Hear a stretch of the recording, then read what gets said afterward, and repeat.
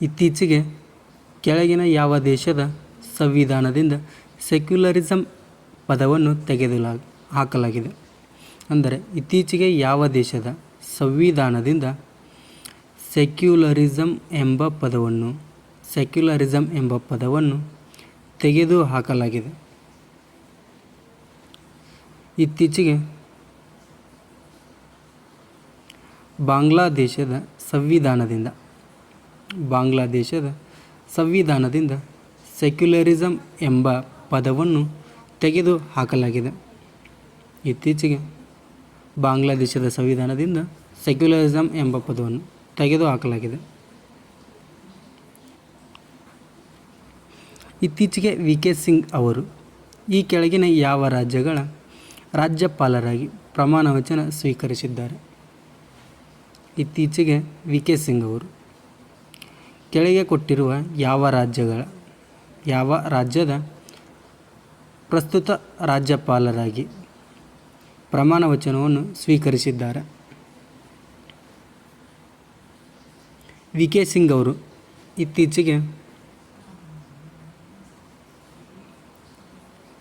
ಮಿಜೋರಾಂ ರಾಜ್ಯದ ನೂತನ ರಾಜ್ಯಪಾಲರಾಗಿ ಪ್ರಮಾಣವಚನವನ್ನು ಸ್ವೀಕರಿಸಿದ್ದಾರೆ.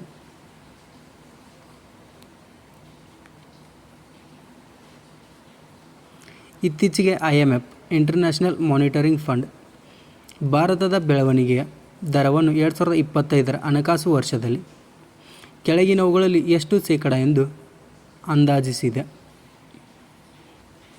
ಇತ್ತೀಚೆಗೆ IMF ಭಾರತದ ಬೆಳವಣಿಗೆಯ ದರವನ್ನು 2025ರ ಹಣಕಾಸು ವರ್ಷದಲ್ಲಿ ಎಷ್ಟು ಶೇಕಡ ಎಂದು ಅಂದಾಜಿಸಿದೆ?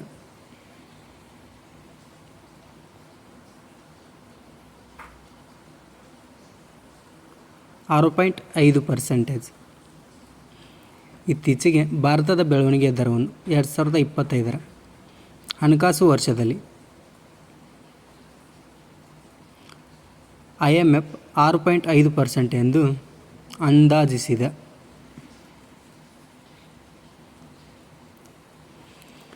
ಇತ್ತೀಚೆಗೆ ಒಡಿಶಾ ಸರ್ಕಾರವು ಕೆಳಗಿನ ಯಾವ ದೇಶಗಳೊಂದಿಗೆ ಫಿನ್ಟೆಕ್ ಹಬ್ ಅನ್ನು ಸ್ಥಾಪಿಸಲು ಒಪ್ಪಂದಕ್ಕೆ ಸಹಿ ಹಾಕಿದೆ? ಇತ್ತೀಚೆಗೆ ಒಡಿಶಾ ಸರ್ಕಾರ ಕೆಳಗಿನ ಯಾವ ದೇಶಗಳೊಂದಿಗೆ ಫಿನ್ಟೆಕ್ ಹಬ್ ಅನ್ನು ಸ್ಥಾಪಿಸಲು ಒಪ್ಪಂದಕ್ಕೆ ಸಹಿ ಹಾಕಿವೆ? ಒಡಿಶಾ ಸರ್ಕಾರ ಇತ್ತೀಚೆಗೆ ಸಿಂಗಾಪುರ್ ದೇಶದೊಂದಿಗೆ ಫಿನ್ಟೆಕ್ ಹಬ್ ಅನ್ನು ಸ್ಥಾಪಿಸಲು ಒಪ್ಪಂದಕ್ಕೆ ಸಹಿ ಮಾಡಿದೆ.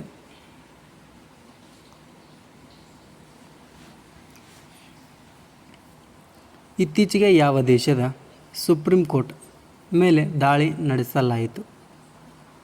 ಇತ್ತೀಚೆಗೆ ಯಾವ ದೇಶದಲ್ಲಿ ಸುಪ್ರೀಂ ಕೋರ್ಟ್ ಮೇಲೆ ದಾಳಿ ನಡೆಸಲಾಯಿತು?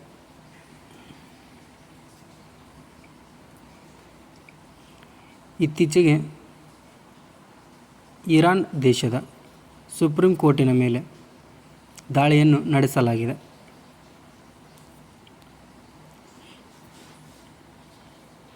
ಕೆಳಗಿನ ಯಾವ ರಾಜ್ಯದಲ್ಲಿ ಅಂಚೆ ಇಲಾಖೆಯು AI ಅನ್ನು ಸೇವೆಯಲ್ಲಿ ಇತ್ತೀಚೆಗೆ ಪರಿಚಯಿಸಿದೆ?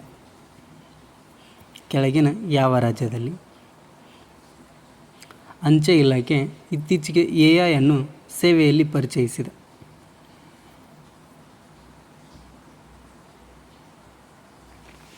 ಬಿಹಾರ ರಾಜ್ಯ ಸರ್ಕಾರ ಇತ್ತೀಚೆಗೆ ಅಂಚೆ ಇಲಾಖೆಯಲ್ಲಿ AI ಕೃತಕ ಬುದ್ಧಿಮತ್ತೆ ಅನ್ನು ಸೇವೆಯಲ್ಲಿ ಪರಿಚಯಿಸಿದೆ.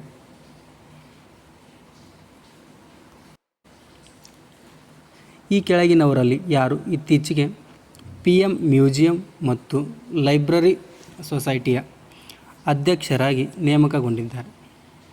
ಈ ಕೆಳಗಿನವರಲ್ಲಿ ಯಾರು ಇತ್ತೀಚೆಗೆ PM ಮ್ಯೂಸಿಯಂ ಮತ್ತು PM ಲೈಬ್ರರಿ ಸೊಸೈಟಿಯ ಅಧ್ಯಕ್ಷರಾಗಿ ನೇಮಕಗೊಂಡಿದ್ದಾರೆ?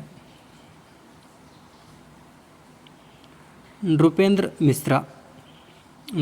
ಮಿಶ್ರಾ ಇವರು ಇತ್ತೀಚೆಗೆ PM ಮ್ಯೂಸಿಯಂ ಮತ್ತು PM ಲೈಬ್ರರಿಯ ಅಧ್ಯಕ್ಷರಾಗಿ ನೇಮಕಗೊಂಡಿದ್ದಾರೆ.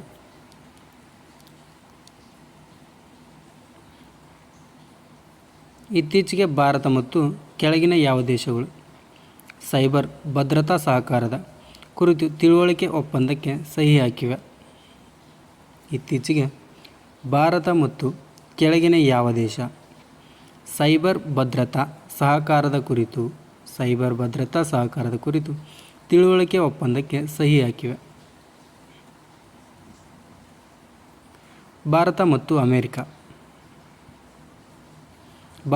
ಅಮೆರಿಕ ಸೈಬರ್ ಭದ್ರತಾ ಸಹಕಾರದ ಕುರಿತು ತಿಳುವಳಿಕೆ ಒಪ್ಪಂದಕ್ಕೆ ಸಹಿ ಹಾಕಿವೆ.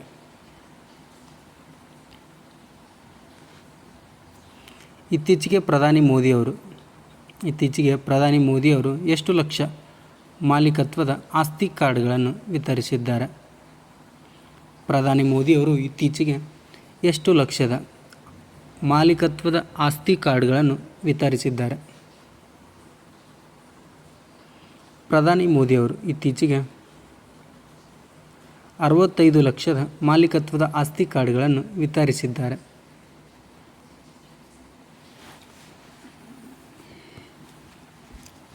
ಇತ್ತೀಚೆಗೆ ಭಾರತ ಮತ್ತು ಕೆಳಗಿನ ಯಾವ ದೇಶಗಳು ರಾಜತಾಂತ್ರಿಕ ಸಂಬಂಧಗಳ 60ನೇ ವಾರ್ಷಿಕೋತ್ಸವವನ್ನು ಆಚರಿಸಿವೆ? ಇತ್ತೀಚೆಗೆ ಭಾರತ ಮತ್ತು ಯಾವ ದೇಶ ರಾಜತಾಂತ್ರಿಕ ಸಂಬಂಧಗಳ 60ನೇ ವಾರ್ಷಿಕೋತ್ಸವವನ್ನು ಆಚರಿಸಿವೆ? ಭಾರತ ಮತ್ತು ಸಿಂಗಾಪುರ್ ಇತ್ತೀಚೆಗೆ ರಾಜತಾಂತ್ರಿಕ ಸಂಬಂಧಗಳ 60ನೇ ವಾರ್ಷಿಕೋತ್ಸವವನ್ನು ಆಚರಿಸಿವೆ.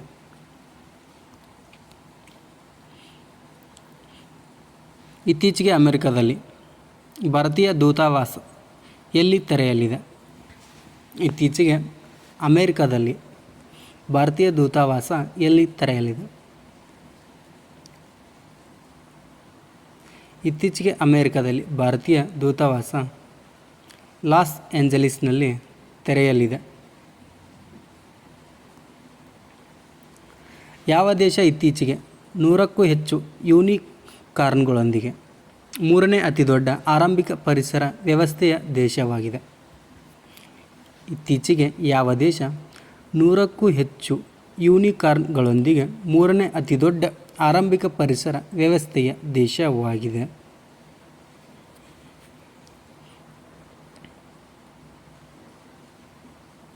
ಭಾರತ. ಇದು ಇತ್ತೀಚೆಗೆ 100ಕ್ಕೂ ಹೆಚ್ಚು ಯೂನಿಕಾರ್ನ್ಗಳೊಂದಿಗೆ 3ನೇ ಅತಿದೊಡ್ಡ ಆರಂಭಿಕ ಪರಿಸರ ವ್ಯವಸ್ಥೆಯ ದೇಶವಾಗಿದೆ. ಇತ್ತೀಚೆಗೆ ಈ ಕೆಳಗಿನ ಯಾವುದರಲ್ಲಿ ಹೊಸ ಪೀಳಿಗೆಯ ರಾಕೆಟ್ಗಳಿಗಾಗಿ 3ನೇ ಉಡಾವಣಾ ಕೇಂದ್ರವನ್ನು ಇಸ್ರೋ ಅನುಮೋದಿಸಿದೆ? ಇತ್ತೀಚೆಗೆ ಕೆಳಗೆ ಕೊಟ್ಟಿರುವ ಯಾವ ರಾಜ್ಯದಲ್ಲಿ ಹೊಸ ಪೀಳಿಗೆಯ ರಾಕೆಟ್ಗಳಿಗಾಗಿ 3ನೇ ಉಡಾವಣಾ ಕೇಂದ್ರವನ್ನು ಇಸ್ರೋ ಅನುಮೋದಿಸಿದೆ?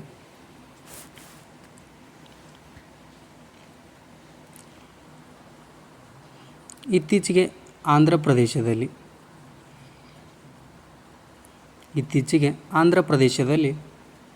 ಹೊಸ ಪೀಳಿಗೆಯ ರಾಕೆಟ್ಗಳಿಗಾಗಿ 3ನೇ ಉಡಾವಣಾ ಕೇಂದ್ರವನ್ನು ಇಸ್ರೋ ಅನುಮೋದಿಸಿದೆ.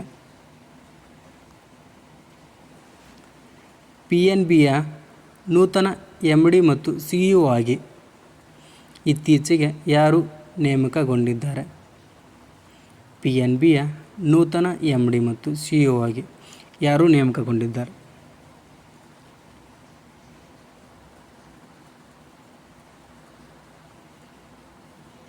ಅಶೋಕ್ ಚಂದ್ರ. ಇವರು ಇತ್ತೀಚೆಗೆ PNBಯ ನೂತನ MD ಮತ್ತು CEO ಆಗಿ ನೇಮಕಗೊಂಡಿದ್ದಾರೆ. ಇತ್ತೀಚೆಗೆ ಭಾರತ ಮತ್ತು ಕೆಳಗಿನ ಯಾವ ದೇಶಗಳು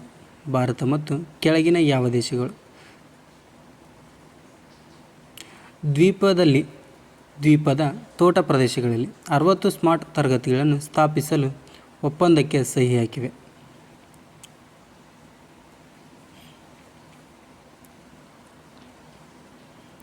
ಭಾರತ ಮತ್ತು ಶ್ರೀಲಂಕಾ. ಇವು ಇತ್ತೀಚೆಗೆ ದ್ವೀಪದ ತೋಟ ಪ್ರದೇಶಗಳಲ್ಲಿ 60 ಸ್ಮಾರ್ಟ್ ತರಗತಿಗಳನ್ನು ಸ್ಥಾಪಿಸಲು ಒಪ್ಪಂದಕ್ಕೆ ಸಹಿ ಹಾಕಿವೆ.